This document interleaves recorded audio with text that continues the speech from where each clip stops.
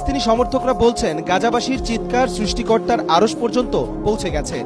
গাজা পোড়াতে চেয়েছিল যারা, রবের হুকুমে পুড়ছে তারা। বলছি যুক্তরাষ্ট্রের কথা। গাজা ধ্বংসে একের পর এক ইসরায়েলকে সহযোগিতা করা যুক্তরাষ্ট্র এখন নিজেরাই পরিণত হয়েছে ধ্বংসস্তূপে। এমনকি গাজা ধ্বংসে এক বছরে ইসরায়েলকে $2200 কোটি সহযোগিতা দেওয়া যুক্তরাষ্ট্র মাত্র একদিনে হারিয়েছে $5000 কোটি।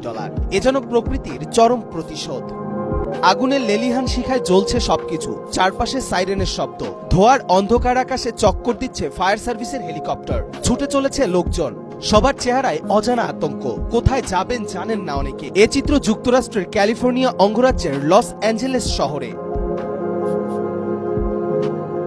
ইতিহাসের সবচেয়ে ভয়াবহ দাবানলে পুড়ছে শহরটি। ইতিহাসের পাতায় চোখ মিললে দেখা যায় আজকে যুক্তরাষ্ট্রের এই চিত্র এক বছর ধরে প্রতিনিয়তই দেখা মিলেছে গাজার শহরগুলোতে। আর এই চিত্র ফুটিয়ে তুলতে যেন ইসরায়েলকে সবসময় সহযোগিতা দিয়ে গেছে আগুনে পুড়তে থাকা এই যুক্তরাষ্ট্র।